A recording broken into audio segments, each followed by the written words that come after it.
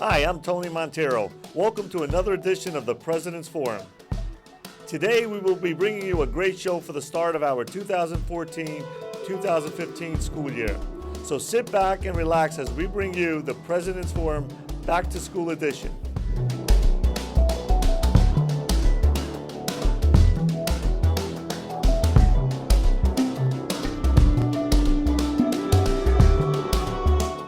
To kick off our show, we bring you some great footage of our faculty back to school rally at the Dunn Sports Center.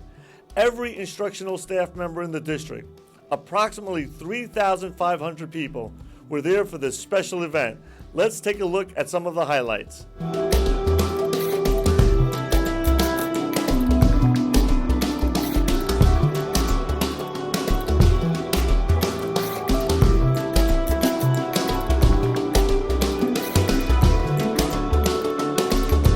How did the idea to have such a large and impactful event come to fruition? Dr. Noguera, our keynote speaker for the rally, is a highly reputable sociologist whose research focuses on ways in which social and economic conditions influence the performance and operations of schools. He really inspired us all with his words. Here is a clip of his speech. But the commitment you've made to equity means that you want to be the place where not only doesn't a child's background determine what they can accomplish, but you want to be a place where the children will be assured that when they're with you, they will get the support and encouragement they need regardless of who they are.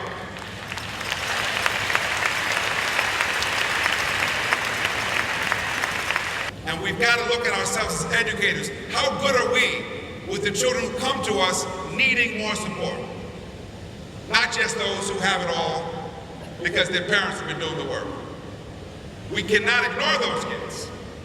And we've got to make sure that they get pushed and challenged too. But equity means focusing like a laser on all of our kids, regardless of their backgrounds.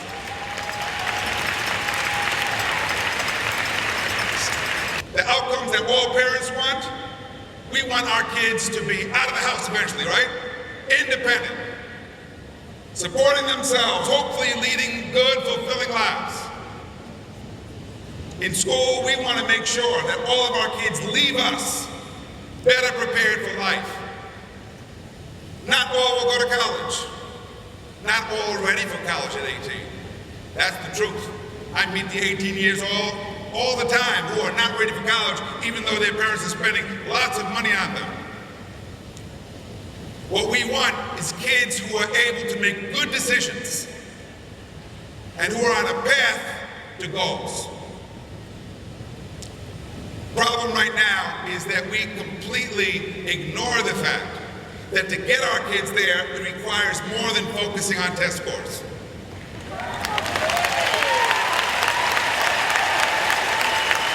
Can't just focus on the test scores. If our kids get high test scores, but get strung out on drugs, have we succeeded? No. If they get high test scores and rob banks, have we succeeded? Even if they're the CEO of the bank. Because an education without ethics, an education without a sense of responsibility is an education that leads to a person who will not lead a responsible life. I go to schools right now that in the name of raising test scores are taking away everything that's not on the test.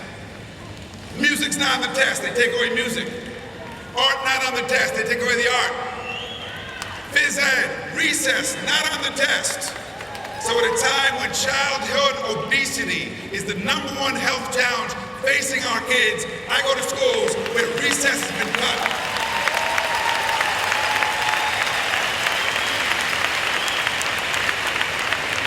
Guess what?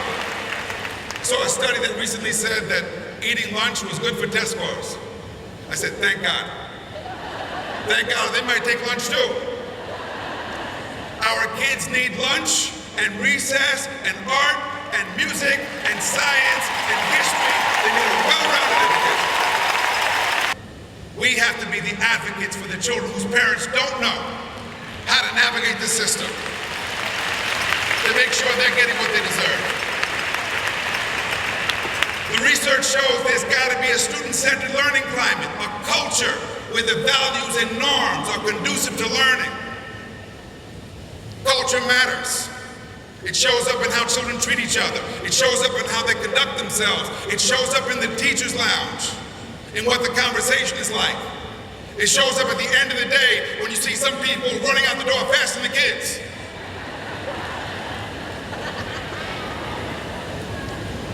Schools with a strong, positive culture do better than schools with a dysfunctional culture. Always do. But here's the challenge. A culture cannot be imposed on a school. Cultures develop organically. They develop through buy-in. They develop through a shared vision and a common sense of purpose and internal accountability. Internal accountability is far more important than external accountability. That means what? That means that mindset matters. That means rather than telling kids, you did that work, you must be very smart, we tell the kid, you did that work, it's a sign of how hard you worked. Because if our kids believe it's their effort that will produce results rather than innate ability, they will apply themselves.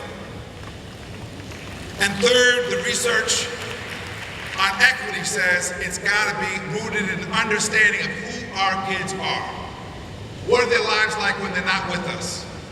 Who are the people that influence them? Their family, their peers, the community.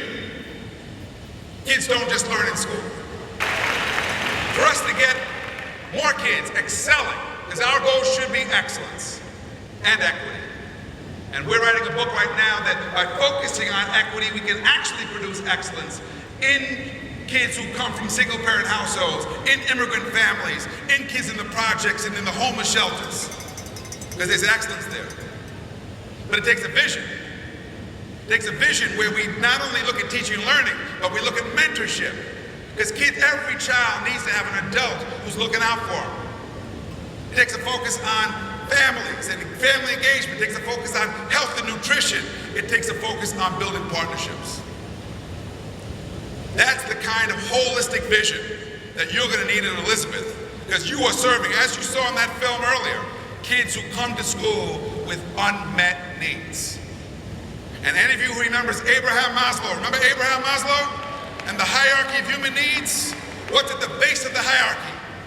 Food, shelter, safety, and love.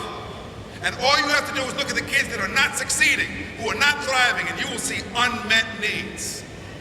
Let me be very clear about this. Poverty is not a learning disability. It is not.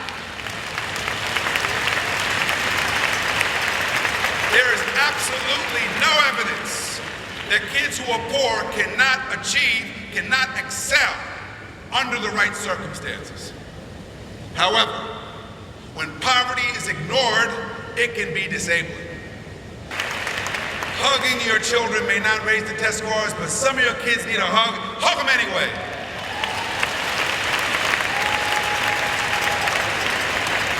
Engaging your parents and holding a conference where you get them involved, that may not immediately raise test scores, but do it anyway.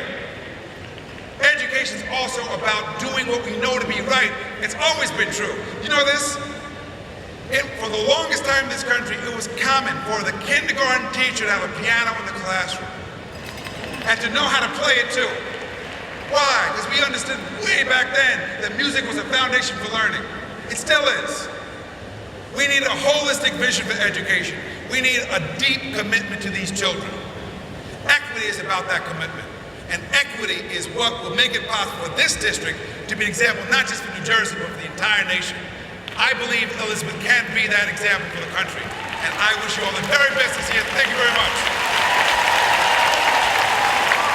Larry Leverett of the Panasonic Foundation also had the opportunity to speak about the work they have done with the Elizabeth Public Schools over the past several years. My name's Larry Leverett. I'm New Jersey born, New Jersey bred, and one day New Jersey, you got it.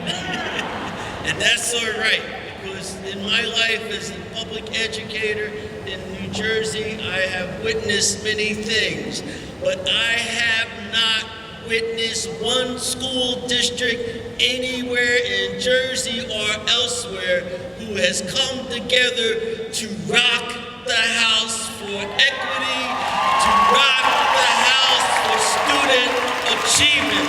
Only in EPS.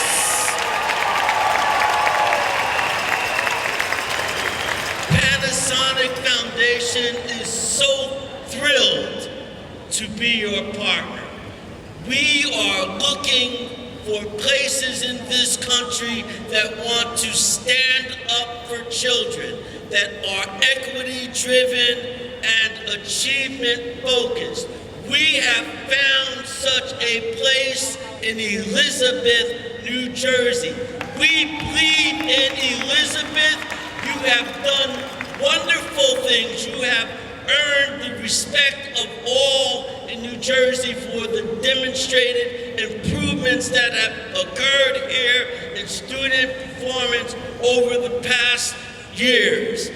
However, you have more work to do, and we want to be a part of that work, and soon we are going to ask to hear everyone's voice in the house. Every teacher, every principal, every child study team member, special education teacher, guidance counselor, custodian, secretarial, instructional assistants, union members, union leaders, everyone. You will be asked in the next couple of weeks to provide your input on the extent to which you see Elizabeth as present in terms of equity and achievement and the achievement focus.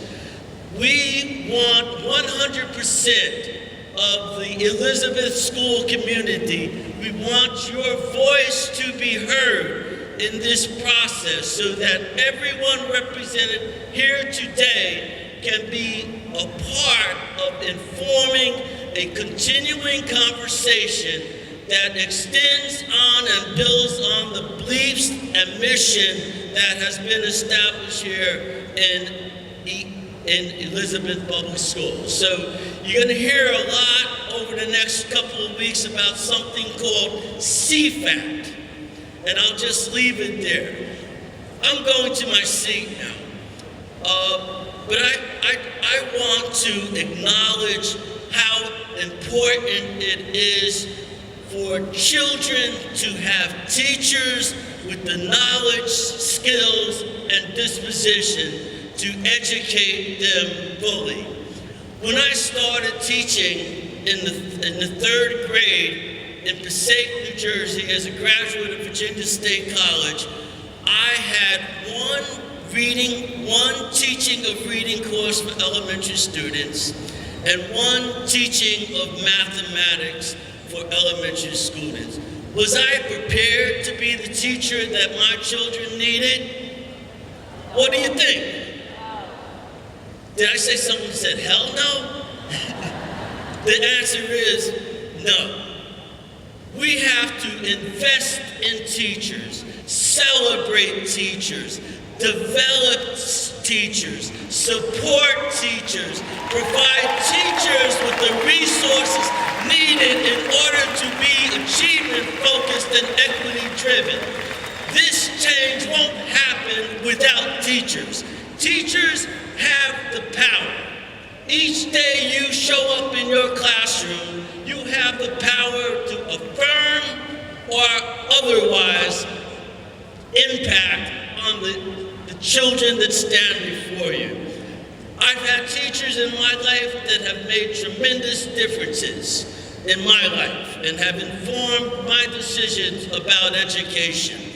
No change happens without teachers in classrooms delivering high-quality content that challenges children with rigorous academic experiences. The only way we get to change the results and to change the future is to change the nature of the instructional task in which students are engaged each and every day in every classroom across all content areas and in all programs and schools. I think that we know what needs to be done. I don't think that we are ignorant of what needs to be done. I close with the remarks of a quote from my career mentor, Dr. Ronald Edwards. He reminds us that we can, whenever and wherever we choose, successfully educate every child whose education is of interest to us. We already know more than we need to do that. Whether or not that happens will finally depend upon how we feel about the fact that our kids have not been educated fully so far. Believe in yourself, celebrate what you do every day. We join you in celebrating teaching and learning and a focus on all children in Elizabeth Public Schools. Thank you. That was such a great event. I look forward to seeing many more events in the upcoming months. Our own Elizabeth High School has received yet another award for excellence.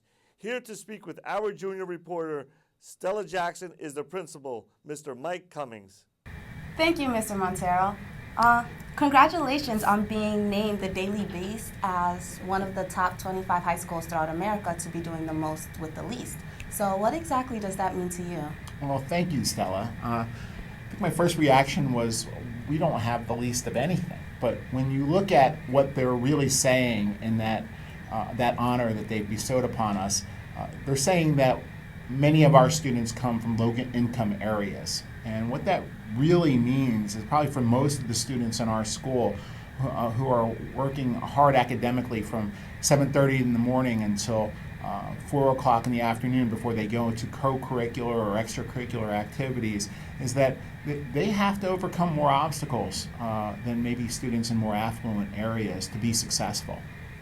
Yes, I understand. So in order to determine the top 25 high schools, they had to multiply the schools free and reduce lunch, determining the most change-making schools. So with EHS being one of the top 25s, what do you believe EHS is doing in the classroom that is innovating and transforming education as it is? Well, that's a great question. The first thing that comes to mind is that we offer more advanced placement classes, and those are classes that students can submit for college credit if they pass the test that goes along with them. And not just at Elizabeth High School, but in the district overall in the last 15 years. We've gone from offering about 100 advanced placement opportunities to students to well over 2,000 advanced placement opportunities at all the different high schools in the city. So at our school, we actually offer more advanced placement opportunities than any other high school in the state of New Jersey, whether they're from low-income areas or not. We also have done a great deal of professional development for teachers in Charlotte Danielson's framework for teaching and learning. And that spends a lot of time, and it really focuses on what the students are doing in the classroom rather than what the teacher is teaching. And there's a lot that goes into finding out whether or not the students are learning the content that is being taught. So the teachers have really embraced that, and that's gone on district-wide. Yeah. EHS has received recognitions like this one and has been ranked amongst one of the best schools in America overall for the past several years. Mm-hmm. What ways do you think EHS can improve and move up the rankings, and what is being done instructionally to further boost student performance? Another really good question. First of all, we're not satisfied with where we are, and it's really great to be recognized, but we still have more work to do. We have a lot of technology that we're implementing, one-to-one computers in the classrooms with students and teachers, and really connecting the entire learning community electronically so that students can check in on their class assignments at night, submit student work, and view teacher lectures, even when they're not in class. So there's also, we use whiteboards a lot at Elizabeth High School. So If you come into a typical class in Elizabeth High School, the students are busy, they're active, they're up maybe out of their seats, they're solving problems in front of the class within a group. Very seldom do you just see them passively taking notes or listening to a lecture. That's nice. What has the Board of Ed done to help you make like one of the top schools of New Jersey? Wow, I mean, just the amount of support that we've gotten from the Board of Ed. But the previous superintendent, Mr. Fajardo, Ms. Olga Hugelmeyer, they say all the time, they constantly repeat that everything rises and falls on leadership. And the Board of Education, the leadership that they've provided over these past 15 years, and the opening of all these new schools, and the vision for a tremendous number of opportunities for high school students, whether it be an academic high school or a high school like Thomas Jefferson Performing Arts High School, where the students learn a great deal about performing arts, or Admiral William F. Halsey Leadership Academy, where they have a very strong ROTC program and a business program, and Johnny Dwyer Technology Academy, where they have a lot of technology in the classrooms, and an incredible focus on technology as an occupation for students who graduate and go on to post-secondary learning. And Hamilton, also like us, an academic high school, Edison as a Vo-Tech high school. These opportunities are just phenomenal, and they had that vision that these opportunities could be had, and students could have some great choices. So I can't say enough about that, and I think that's really created a lot of success across the board, not just in the high schools, but in the pre-K to 8 schools as well. I think it's very exciting to go to school in this town, and you really feel like when you work here that you're part of something historic. That's nice. So, as you can see, I go to Thomas Jefferson by this blatantly purple shirt, and they're building the new high school right next door. Can you give us like a little bit more detail of the new high school? Wow. Well, we were told that it will be opened in 2016, and it's going to be a state-of-the-art high school. So we're just absolutely thrilled to be able to move our school community over there, and maybe be neighbors with you guys over here. To be in the center of town, and the center of all the things that are happening, and what's just a tremendous city. So we have our own planning team, and the district has a planning team. The Board of Education has been working with planning to make sure that the school really supports what we believe are the right kinds of instructional strategies, and really help students to be, again, more successful than any other district in the state of New Jersey. I mean, that's really the ambition that we have. We really believe that we have everything we need to accomplish goals like that. Well, thank you for being here, Mike, and keep up the good work. Thank you, Stella. It's been a pleasure. Thanks, Mike. Keep up the great work. In keeping with our theme of back to school, our next story centers around a group of students in our downtown neighborhood who came back to big changes this year. Come with us as we visit the new George Washington Academy and the brand new Jerome Dunn Academy for Mathematics, Technology, and the Arts. So we're here at the George Washington Academy of Science and Engineering, and standing to my right here is our principal of the school, Mr. Anthony Ziobro. Ziobro, welcome. Thank you. Welcome. Absolutely. Welcome for coming here. Thank you for allowing us to be here today. As you know, the Elizabeth Board of Education, we couldn't be prouder of this school right now and the remarkable change and transformation that's going on. Standing right behind us is your new banners, your, I guess, Our logo. Your logo. But I'm more impressed about the goals. And why don't you take us through a little bit of what your goals here at the Academy? Well, since we're one of the focus schools in the district, we're utilizing some of our district initiatives as well as things we've met with the state. So raising achievement for all students and reducing achievement gaps among the subgroups is one of our goals. Enhancing the social emotional development of all our students, and then raising each student's standardized test scores, what pretty much is, I think, our district goal as well. Right. Also for the people at home who are watching this program, there was a lot of talk in the recent months that the school's name was going to change to George Washington, and clearly that's not the case.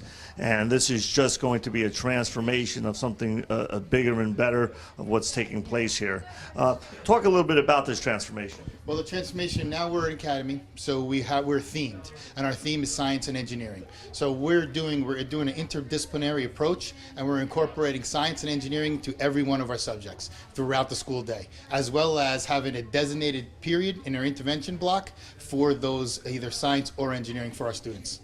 Great. And a lot's been written and a lot's been said over the years about School One and the performance, and I just think it's just remarkable what's already taken place here at School One and now at our new school, the school number 9, the Jerome Academy. So to clarify to all the people at home watching, all the parents and all the residents of Elizabeth, so the George Washington School used to be one school, one facility, and we were housing, was it 12 or 1,400? Roughly about 1,380 students here. So 1,380 students, and now what we've created is 2 separate schools with 2 separate identities, and each school has how many students now? Each school is roughly, I'd say, around summer 650 to 680. So each school is going to have 650, 680. Yourself, and then there's Dr. Mike Wansall, who's the vice principal here, and at school number 9, it's the principal Yelitza Torres and her vice principal, Ms. Casserly. So both of you are housed in the same building, but 2 separate schools, 2 separate uniforms, 2 separate staffs, highly motivated, highly qualified, and passionate about teaching. Yes, exactly. It's separated by our main corridor, and everything, like you just said, is very highly motivated, and the staff couldn't be happier with the way the staff is reacting to the change. Terrific. Would it be possible to take a tour of the school? Sure, it'd be my pleasure. Let's go take a walk. All right, so let's go on to B2. What are the slope and the y-intercept, the graph of the dash? Why is that important to figure out? Here we are at the George Washington Academy, visiting one of the most dynamic classes, and from my understanding, rock star teacher of the George Washington Academy, Ms. Clintock, who happens to be a product of the Elizabeth school system, born and raised in Elizabeth, like myself. Very proud of that. Ms. McClintock, tell us about what's going on here in this class and the energy here at the George Washington Academy. Well, right now we're working on linear functions, and we're relating it to real-world experiences. So we're looking at a business plan, and we're looking at profit and income, and I think it's very good for the students to relate that to real life because they're much more interested in the material, and that's what I like to do in my class. Just bring it back to the real world so that they feel like they can use this in the future. Now, you were being from Elizabeth your whole life. Do you feel the energy going on in the Elizabeth School District, that now that we're the #1 school district in the state, do you think that this is an energy that's contagious and can apply to all the schools in Elizabeth? Yes, definitely. Like you said, I'm a product of the Elizabeth school system, and it was a great foundation for me to go off to college and pursue an engineering degree. So I'm happy that I'm back here and I can, help another student lead along that path. So definitely I see the transformation and the change. Was teaching always your passion? Is that something you always desired to do? Well, I wanted to be an engineer, and I was a substitute for a while when I was doing my master's, and then I said, you know what, I might as well stay. And I stuck around, and I did the praxis, and now I love it. So That's great. So you have something in common with your principal. He Yes. also wanted to be an engineer also and became an educator. That's terrific. Yes. And we're talking about the whole experience of the George Washington Academy, that it's not just the books and the reading, that more goes into it. And I was taken back when I walked in and saw the class rules. Can you go over the class rules a little bit? Yeah, so definitely we want to have this respectful environment, because without the respect, I want every student to feel comfortable in sharing their opinion and not being judged. Being honest, so that is just a moral trait. I want my students to, be very morally inclined. I want them to know, listen, when I walk into Ms. McClinton class, I want to have that respect and honesty, but I also want you to be prepared to learn. And being prepared also means powering on your brain. When you walk in here, you have your pencil, you have your books, and you're ready, you're in your seat, you have a clean area, and I always tell my students that they can challenge me academically. I want them to, so that they can say, the teacher isn't always right. Perhaps I made a mistake, I'm human. So this shows them, to have this troubleshooting and to think beyond everything the teachers say is correct. I want them to challenge me academically. That's great. And from my mom, I always learned that to get respect, you have to give respect. Yes. And the other important thing I also learned is it's nice to be important, but it's so much more important to be nice. So congratulations what you're doing here. We're excited and continued success to you. Thank you so much. Here we are at the George Washington Academy in grade 7, and we have two of the outstanding students here from the grade 7. We have Juliana and Lauren. Good morning to both of you. Good morning. Good morning. So Juliana, tell me how excited you are to be here in this school and what you're learning here today. Today we're learning about Native Americans, about their cultures and the Ice Age, what happened when they got apart because of the plates they separated years ago. Well, that's great. How about you, Lauren? Well, I'm really excited to be in this school. It's my first year here, and I say it's been pretty good from the other schools I've been in.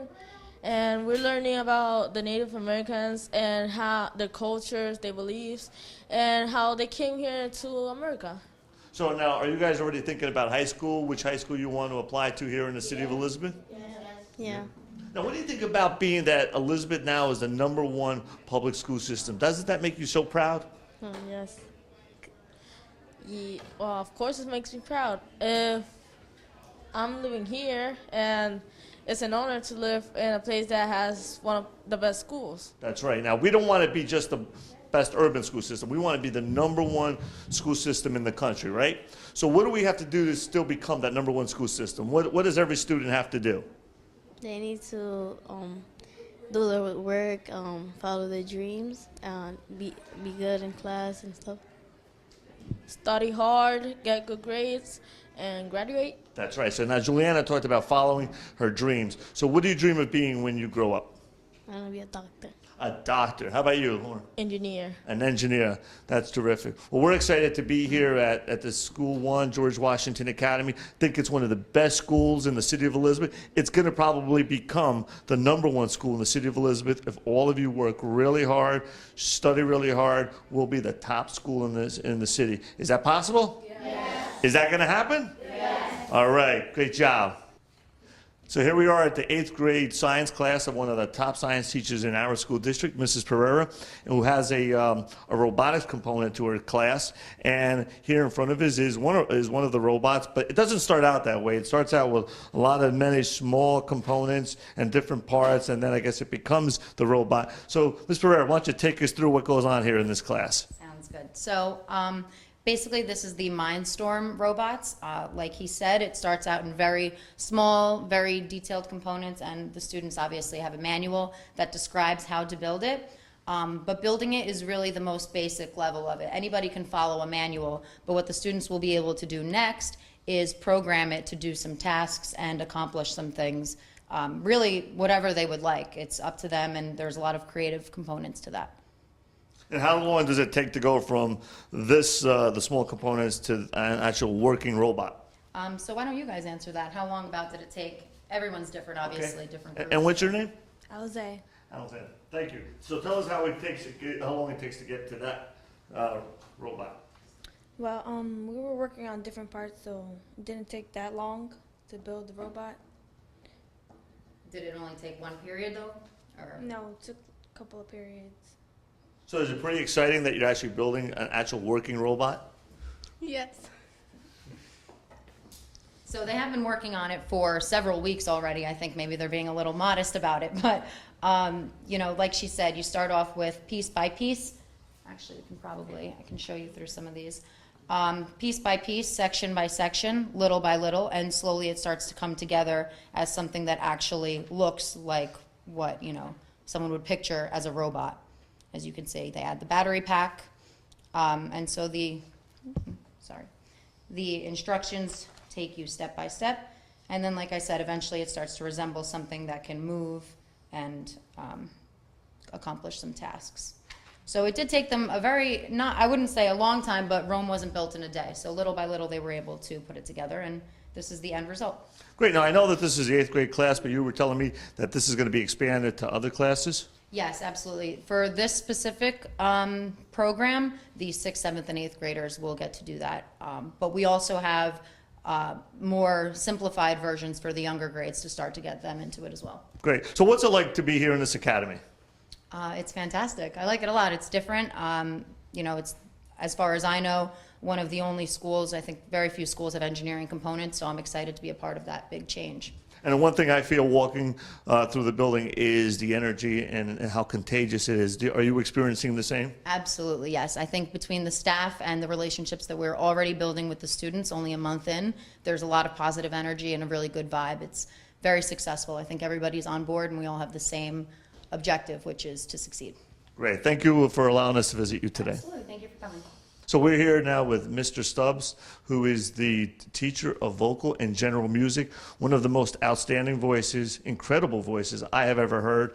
We had the pleasure a couple of weeks ago at a huge pep rally for the teachers, and Mr. Stubbs started the program off with singing the national anthem, and it was one of the greatest renditions I have ever heard. Mr. Stubbs, you've been in the district how long? 13 years. 13 years. Have you experienced all the energy that's taking place here? And what's it like for you to be part of this great academy now? Well, it's a new experience for me to be here, and I think it's great. I think it's great. The energy is very good. The students they're soaking it up. Now, I know you don't lack energy, because I've seen that. Passion. Talk about a little bit about passion and what it is to be in this profession of teaching, and that's something that you have to have. Well, I've deemed myself as one of the luckiest people in the world, because when you find something that you love to do and you can make money at it, you'll never work another day in your life. That's so true. I can't sum it up as more than that. You know, I'm doing what I love to do. Now, let me ask you this. We're the #1 urban school district in the state of New Jersey, but we're clearly that's not where our vision is. Our vision is to become the #1 public school system in the entire country. How do you see us accomplishing that? Well, with my part, I mean, I can teach the kids how to do their best on stage. That is my part. My part is to do their best on stage, teach them about music, enlighten them in different things that we talk about, because we talk about lots of different things. My class is just not a music class. It's a geography class. It's a math class. It's everything. You're also teaching about life. Absolutely. Great. Well, Mr. Stubbs, thank you so much, and continued success on all that you do. Thank you. Thank you. Thank you. So we're here at the Jerome Dunn Academy, a new day, a new beginning of this great transformation of a great school. And with me here today, I have the principal, Mrs. Yalitza Torres, our vice principal, Mrs. Christine Casserly, and principal, Mr. Lyle Mosley. So I'm going to ask you, Principal Torres, to tell me a little bit about this great transformation, the energy, everything that is taking place to get here today, and tell me a little bit about your vision of what's going on here at the Jerome Dunn Academy.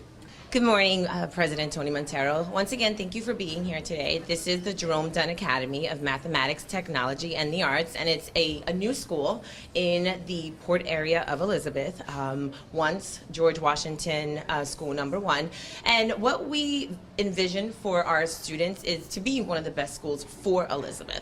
So we want to emphasize the word for Elizabeth, because in this area, there's a need to empower our children with the use of technology, with the use of mathematics, and of course the arts. So I wanted to focus on our logo that's standing right behind us.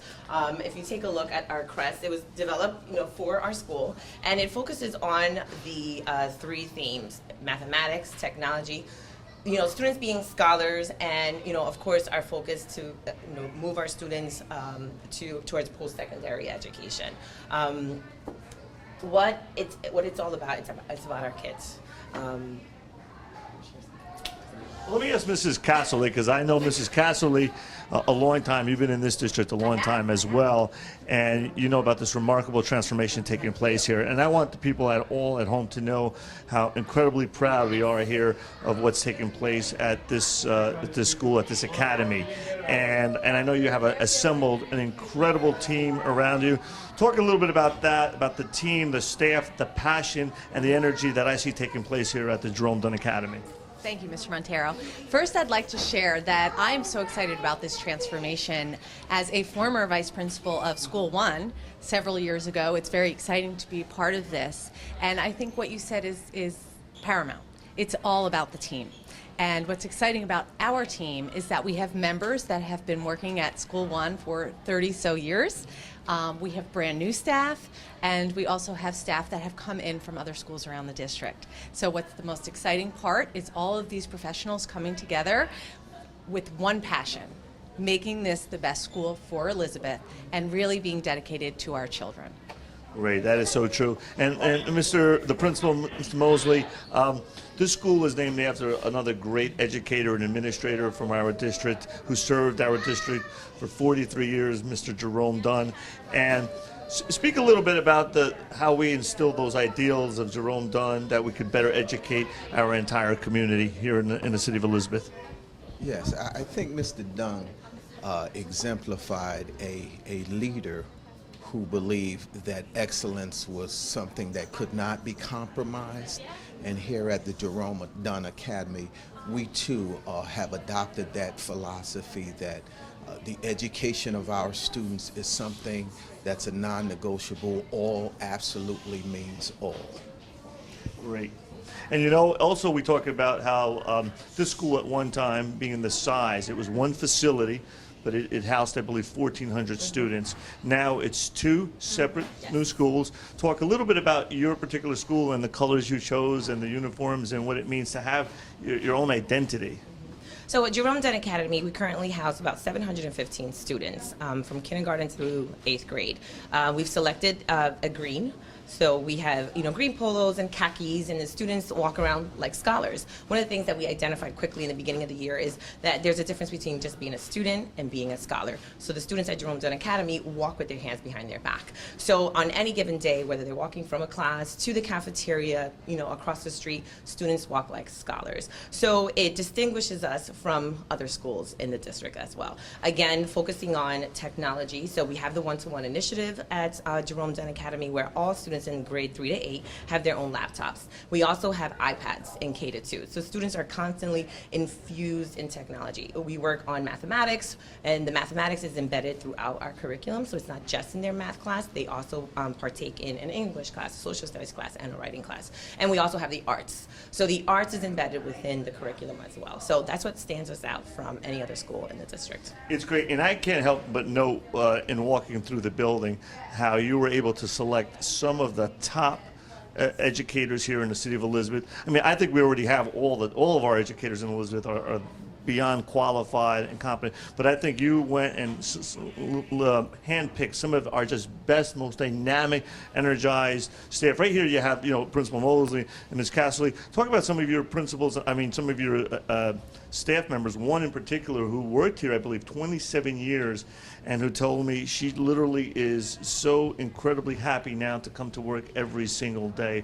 Just that in of itself, that testament to this school and to your leadership, and credit to where credit is due. So talk about how that energy is working out here in this academy.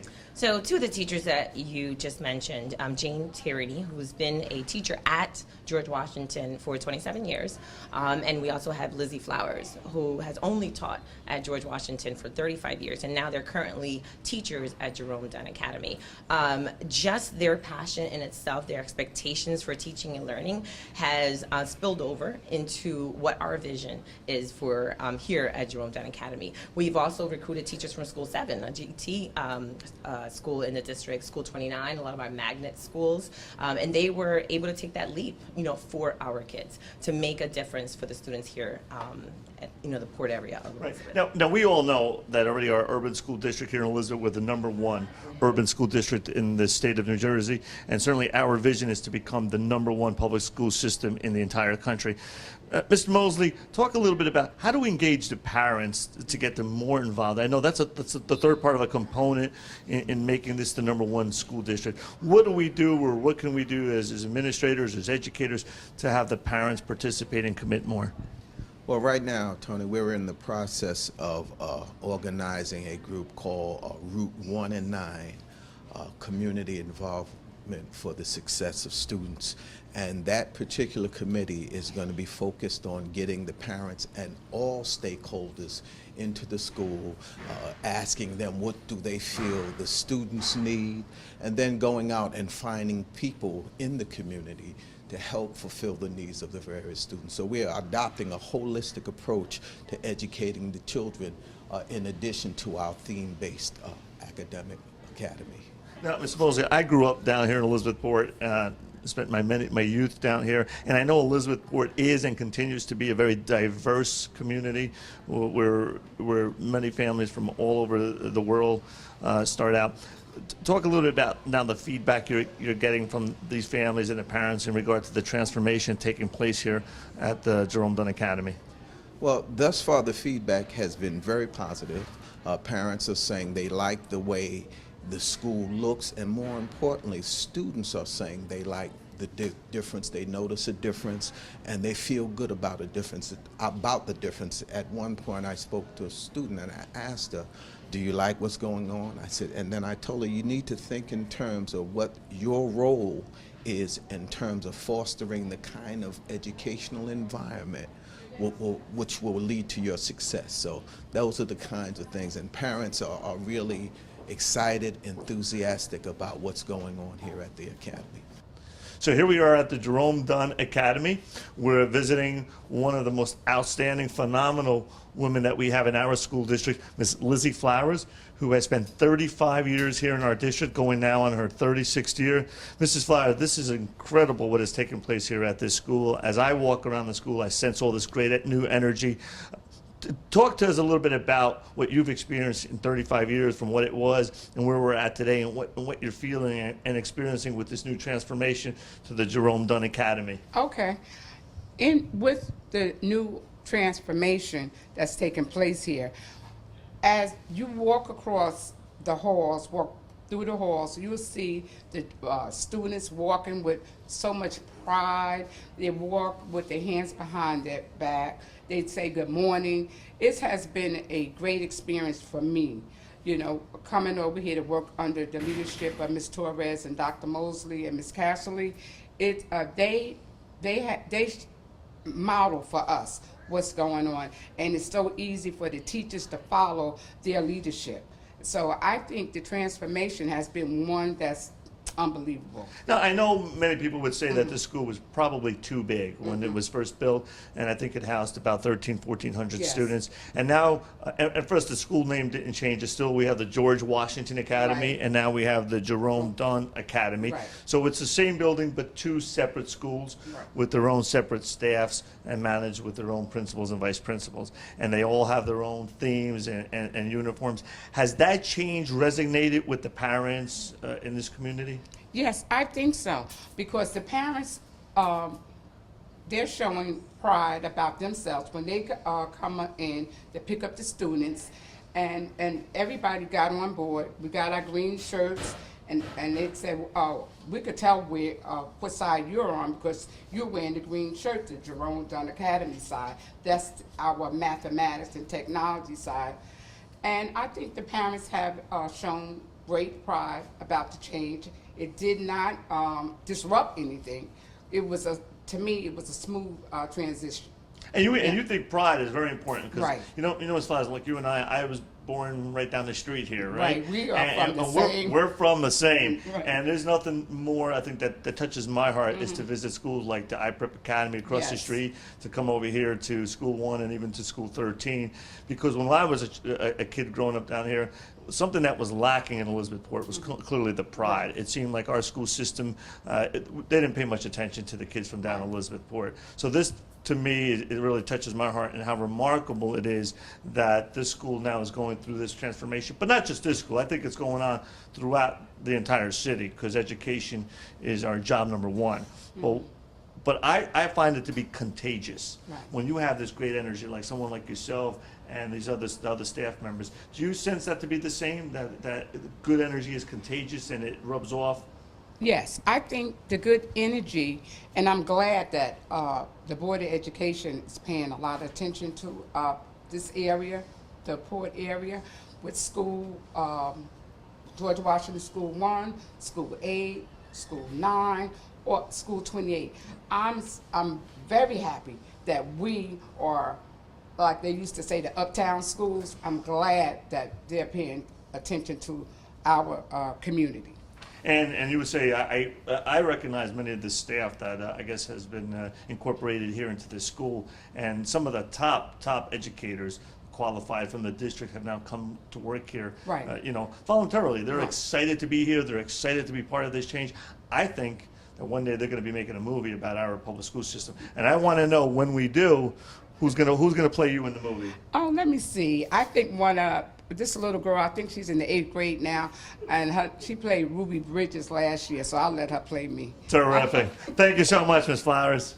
On the international front, representatives of our sister city of Katami, Japan, recently visited our schools. They were greeted by our superintendent of schools, Olga Yugemeyer, when they visited Edison Academy. Welcome to our guests here to Dillsborough Public Schools. It's an honor to have you here and an opportunity for us to be able to share our cultures together and to be able to learn from each other. And I hope to be able to build on this partnership moving forward. And thank you very much. You just translate everything you just said. 皆様、こちらエリザベス、それからこの学校にようこそ。皆様が来てくれることによって、いろいろ交流できると思いますので、とても子どもたちにとっていい機会だと思います。I believe our educational systems share one thing in common, which is the focus on extended learning time. 一応お互いの町の学校は似てるところがありますね。それは子どもたちの教育に関しての努力。So our system, in our system, our children are in school for a longer period of time than other children in other school districts in the United States. And we believe in the value of offering our students time beyond the school day, programs, the summer school program. And I believe this is something that both of our cultures value, the importance of the educational system. 一応こちらの町ではそれぞれの学校は他の町と違って放課後の活動またはそれぞれの授業の長さはちょっと長い。それは基本に放課後の部活などがいろいろあると聞いたんですけど、それはすごく似ていいところだと思います。So as our sister city, we hope to be able to continue our communication and to be able to learn from each other. だから姉妹都市、せっかく姉妹都市ですからお互いの教育からいろいろ勉強になればと思います。Thank you. Thank you. They brought with them a renowned Japanese chef that gave our students a cooking demonstration that provided the meal for all the visiting delegates and dignitaries and our school representatives. It's wonderful to see students' education being enriched by our visitors from Japan, and they were very impressed with our schools as they visited many of our unique programs. To close out our show, we bring you an update on the one-year anniversary of the iPrep Academy and the Victor Mravlak School number 21. Both of these schools opened their doors just one short year ago, and already they have a long list of achievements. Let's take a look. Hi, we're here at the iPrep Academy, school number 8, visiting Principal Larry Rudenberg. And standing behind us is the great welcome sign, welcome to TTO. Principal Rudenberg, explain a little about TTO, what it stands for, and what's going on here in this wonderful school. All right, well, right now we are in the TTO room. It's the Teach to One math program that we run here at School 8. The way it was designed is it's individualized to every student in the school for where they currently are learning-wise. A year in, what we've seen is our students on average have shown 2% growth, more than was expected from them originally. And we are currently the #1 ranked school in all New Jersey who does have the TTO program and for our student growth. And that's overall, that's just not in first-year schools, that's every school in New Jersey. Now that's remarkable. Now is this program only taking place here at this school or in any other schools throughout this district or the state? It's in other schools within the state. Currently right now we're the only school in Elizabeth that does have the program. Hopefully we are looking to expand because it's done such a wonderful job with our students. That's wonderful. So they're #1 school in the state with the Teach to One program, correct? Correct. Thank you. So we're here with two of our outstanding scholars from the iPrep Academy. On my left is Kelly Cruz, and on my right, Emily Pozo. So I'm going to ask you both, what is this the difference between your old traditional school that you attended and now the iPrep Academy? Kelly? In iPrep Academy, I get to focus on my actual skill, and in other schools, they didn't separate the children to help them with their actual skill that they needed help in. Okay. Emily? Well, I would say that iPrep Academy is more sufficient than other schools because, like, here we have a wide variety of different teachers who teach in different techniques. So, like, if I don't understand something that another teacher's teaching me, I could, like, the next day I could go to a different teacher and maybe their technique could help me. Okay, great. Now, Kelly and Emily, how does it feel being in one of the best schools, not only in the city of Elizabeth, but in the state of New Jersey? What does that mean to you, and how does that make you feel? It makes me feel good, like I am smart and I know I'm higher in what I need to learn in. Emily? It makes me feel good because, like, I can focus on my work and do better. Right. And it makes you believe in your dreams, right? That anything can come true. You think big, dream big, anything is possible, right? Yeah. And so what do you want to be when you leave the iPrep, and what college do you want to go to? Well, I would like to go to Columbia University and be a pediatrician. Columbia University pediatrician, that's wonderful. Kelly? I would like to go to Rutgers to be a labor and delivery nurse. You'd like to go to Rutgers? That's my alma mater. Can't go wrong with that. Rutgers and Kelly, here you go. Terrific. Thank you both so much. So we're here at the iPrep Academy with another outstanding teacher, Mrs. Marvelis Pereira. And Ms. Pereira, would you explain to the parents at home watching what makes the Teach to One program so different? Good morning, Tony. Thank you. One of the major differences between the Teach to One program is the fact that each child is working on their own skill. In a traditional classroom, I've taught for over 12 years now. I just gave my age away. But in a traditional classroom, you usually have about 25 students, and they're all on different levels. You can be teaching a 5th grade classroom, and some students are on a 7th grade level, while some students are on a 2nd or 3rd grade level. So it's very difficult for the traditional classroom teacher to reach all children. The difference with Teach to One is the fact that when a child comes into the program, they take what's called a MAP test, and it tells us, they take about a week's worth of diagnostics, and it tells us where each child is and what specific skills they're missing. So the object of the program is I call it myself as a catch-up program, basically to fill in the gap of what they need and where they need to be. So like right now, you see I have a group of 13 students. These students today are working what we call a task. Now, they have me as a teacher today, and they will all be working on a 7th grade skill. But previously, the session before that, they were broken up into small groups. Some of them may have been sitting with 8th graders. Some of them may have been working on an 8th grade skill. Some of them may have been working on a 4th grade skill. So whatever it is that they're actually missing. A nice thing about that is that when the students are in a group of 5 working on the same skill, there is no reason to be embarrassed or shy if they're on a lower level, because no one knows, because everyone in that group is working on that same skill. So whether they're at an upper level classman or a lower level classman, they're all working on that same skill. Here with two outstanding scholars from the iPrep Academy, we have Al and Andre. Good morning to both of you. Good morning. So, Andre, you're going to take us through what a typical day here at the iPrep Academy is like. Yes. So the day starts off. We walk in for our first period class.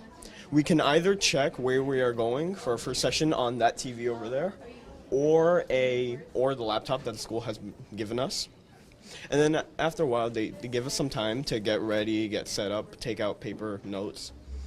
And then a song plays on the speakers. And then we go to our first session, and then the teachers can take it from there. Now, what grade are you both in here at the iPrep? 8th grade. You're both in 8th grade? Yes.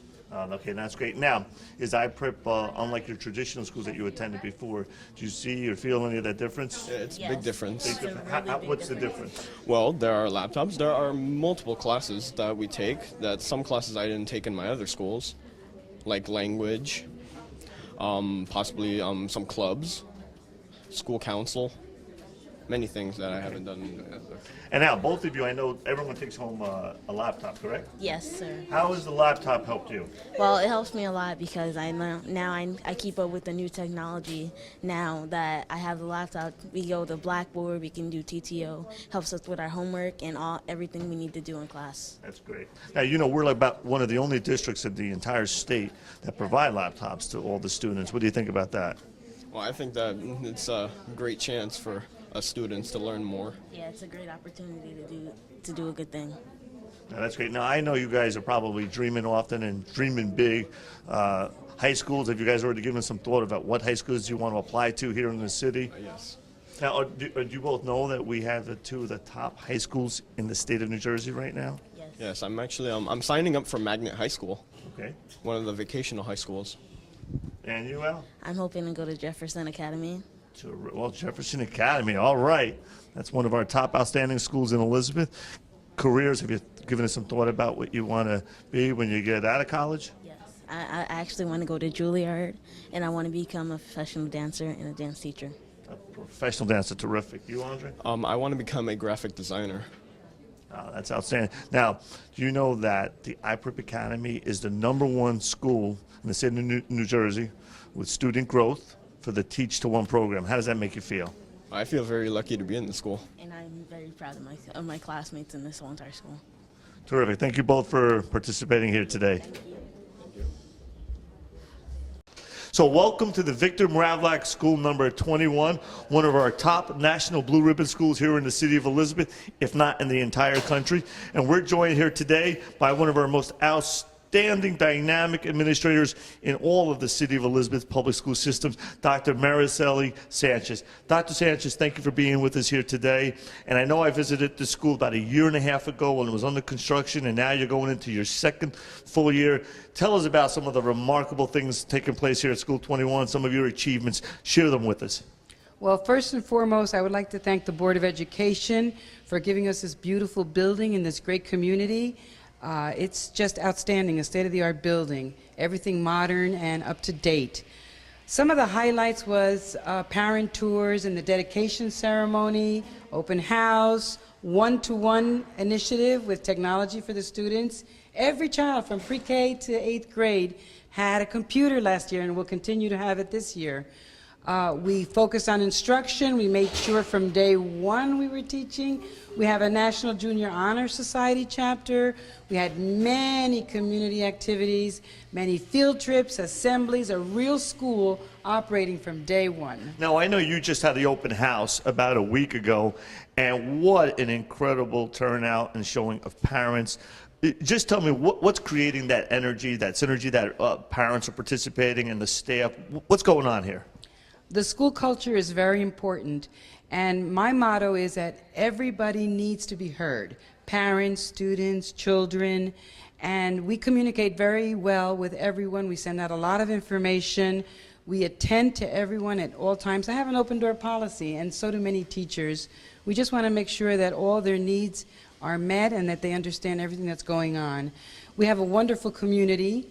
Our parents are very involved with their children's education, and they're like our allies, because it does take a village. It really does. And now, for the people at home watching this, you know, we see this, it's called a National Blue Ribbon School. We only have 3. We have 3 in the city of Elizabeth, more than any other city in the entire state of New Jersey. Talk a little bit about what that means, not only to you, but to the staff and to the students, to be a National Blue Ribbon School. This is a national recognition. Anything that's national for us means that we're a step above other schools.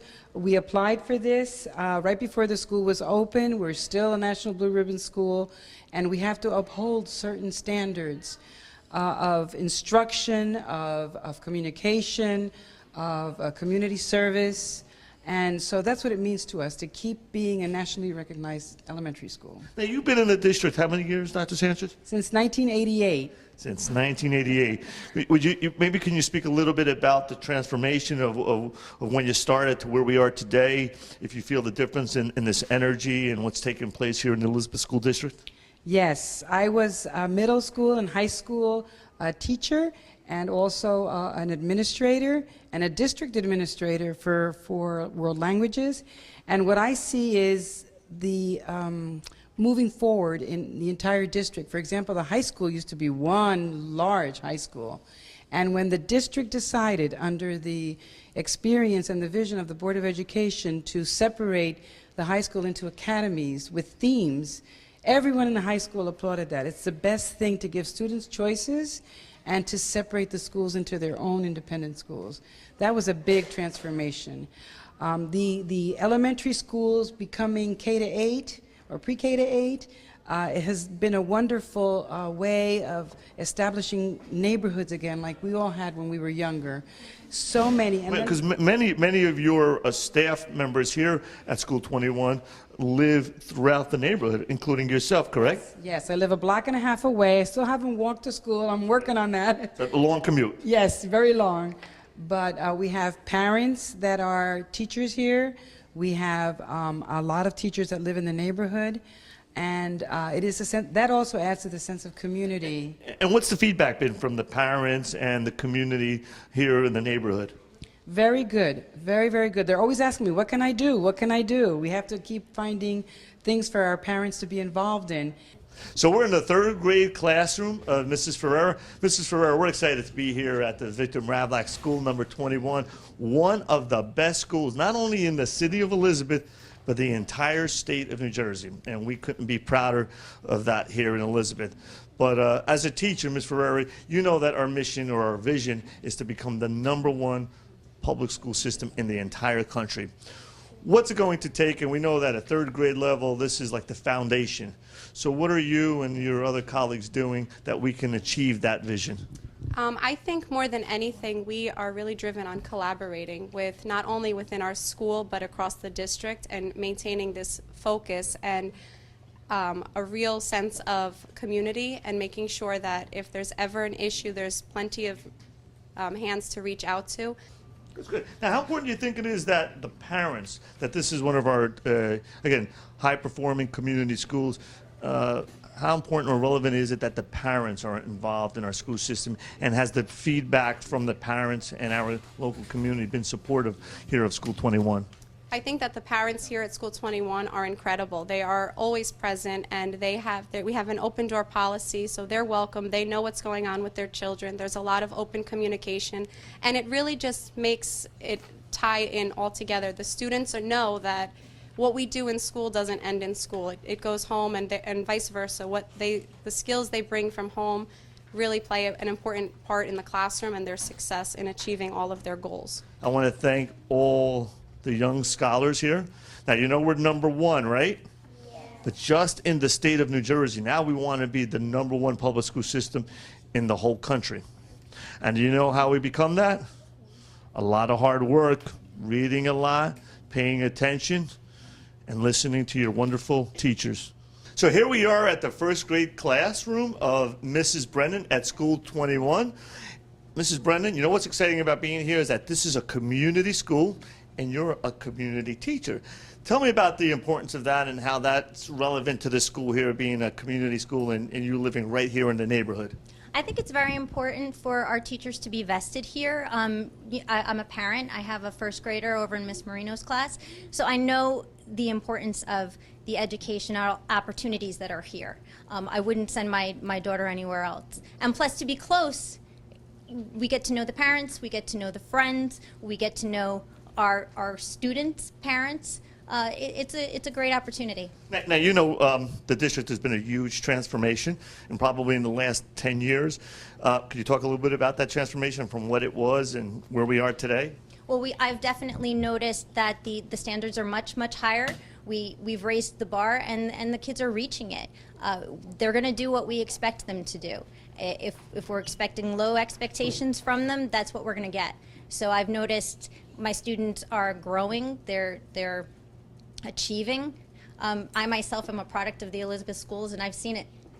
And having been a city councilman, I know one of our problems back in the days when schools were failing, many people were moving out of the city of Elizabeth because of the educational system. And today, here in this neighborhood, we're seeing property values, stabilizing. We see people staying in the neighborhood. And more so, we see people now moving in from other towns to Elizabeth. Is that something that you find incredible? I wouldn't say I find it incredible. I think it makes perfect sense. I know teachers who are moving into the neighborhood so that they could use the school systems here. It's a vested community. We're vested here. Now, a lot of people talk about the direction of the Board of Education here in our district. What do you think about the direction that the Elizabeth school system is going in? Like I said, I think it's definitely moving up. I think there's a reason for all of the accolades that we've been receiving. And it's from the Board of Education on down to the administrators, to the teachers, to, you know, the support staff. It's all pieces of the puzzle that fit together. Thank you, Ms. Brennan, and you're so right about that. It's made up of a huge family here at the Board of Education, right from our superintendent all the way down to our people who handle our security, our food services, and this incredible staff of teachers that we have here in the city, and of course, all these wonderful little boys and girls scholars that we have that are making our school system not only the #1 in New Jersey, but our vision and mission is to become the #1 public school system in the country. And I want to thank you and all your colleagues for all the hard work that you do. Thank you so much. Thank you. Well, I think that's what's been remarkable for all of us is that this week we visited School 8, the High Prep Academy. We visited School 1, we visited School 9, and here we are now visiting School 21. And that's the one thing I think we find in common throughout the district. It's one incredible large family. It is. And we all want each school to succeed. We want to leave no school behind, no child behind, and everyone is working together. We see this energy that's contagious. You know, and we want to see all schools become the National Blue Ribbon schools. So I've been leaving all administrators with this last question. One day, we believe they're going to make a movie about the Elizabeth Public School systems. This incredible transformation of being from one of the worst school districts to now the #1 school district. So when that happens, what actor would you like to see play Dr. Mariceli Sanchez in that movie? Oh boy, let's see. It has to be somebody close to my age. Maybe Meryl Streep if nobody took her. Well, what a great choice. Meryl Streep. And you know, and I can see that. Dr. Sanchez, thank you so much for having us here today at School 21. Continued success to you, your staff, and all the great scholars here at School 21. Thank you so much. Thank you. That was so exciting to see how happy these students and educators are in their new school. The Elizabeth Board of Education is proud to keep moving forward, bringing exciting educational opportunities to every child in the city of Elizabeth. We hope you've enjoyed this exciting edition of the President's Forum. Until next time, I'm Tony Montero.